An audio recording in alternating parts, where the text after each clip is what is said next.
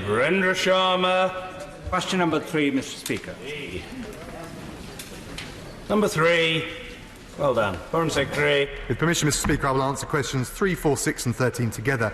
We are seriously concerned and increasingly concerned about the situation in Hong Kong.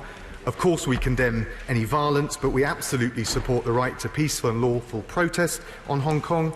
The route to resolution through the current situation is via meaningful political dialogue taken forward under the high degree of autonomy that Hong Kong has under the model of one country and two systems.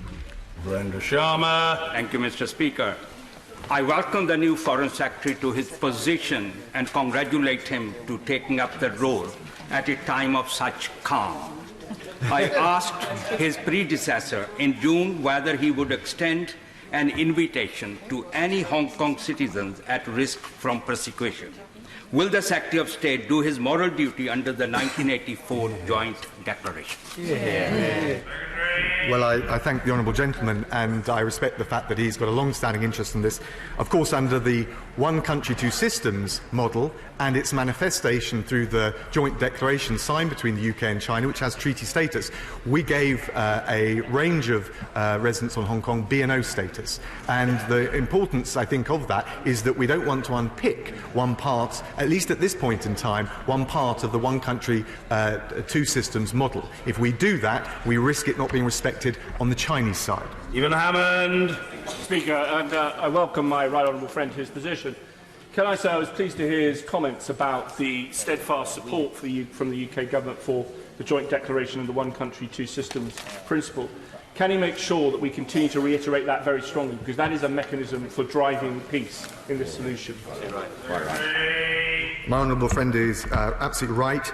I've raised these issues with the Chinese Foreign Minister, State Councillor Wang Yi on the 31st of July. I also spoke to the Hong Kong Chief Executive, Carrie Lam, on the 9th of August.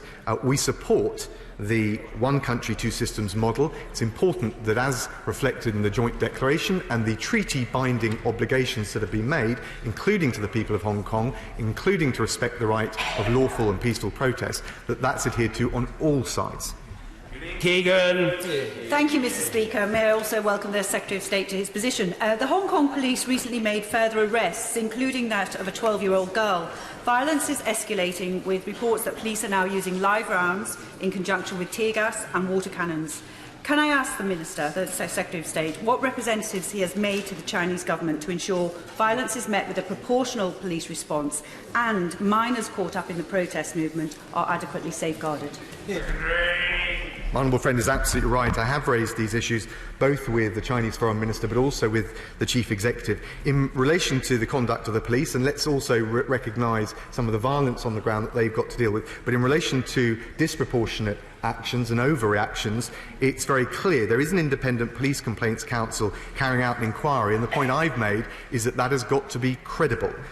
It's got to command the trust of the people of Hong Kong, and that's what I think international observers will be looking to see. Thank you, Mr. Speaker. I welcome my right honourable friend's comments on the Sino-British joint declaration and how he's using that to engage with his counterparts in China.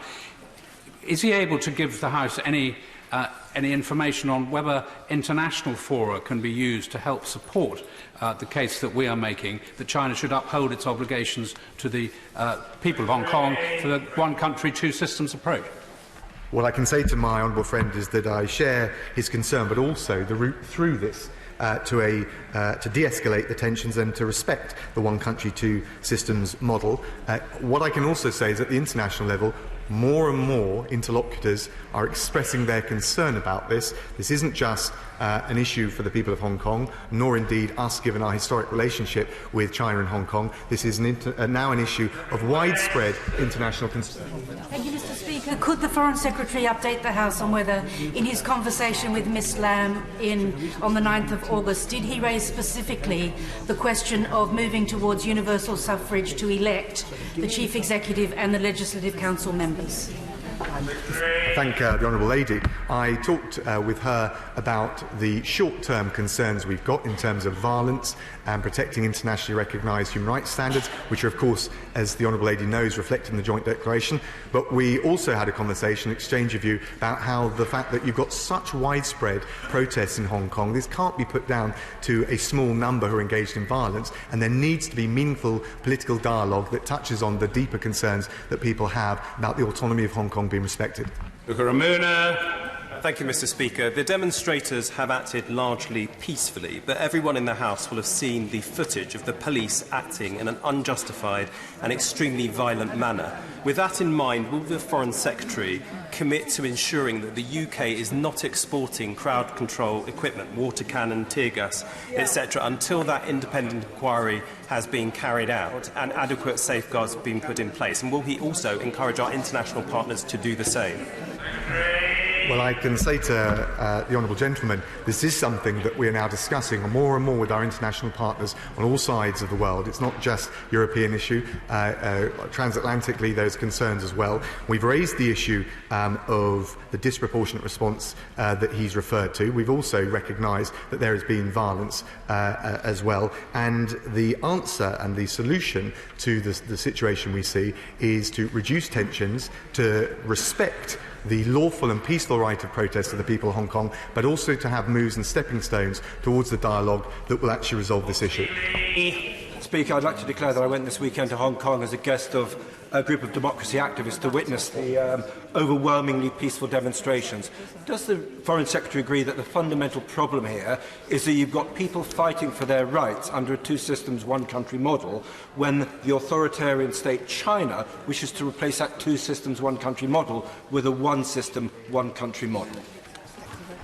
Well, my honourable friend is very knowledgeable in this area, and I respect the fact that he has huge expertise. It's not clear, in truth, what the position on Beijing is. Actually, I think if you look at all the public statements, they stick to and adhere to the position of one country, two systems. And I think that provides the model that can actually resolve this. But we need to have respect for the lawful right of protest. We need to have stepping stones to build confidence towards a track of political dialogue. That is the route through the current situation, and to avoid it escalating any further.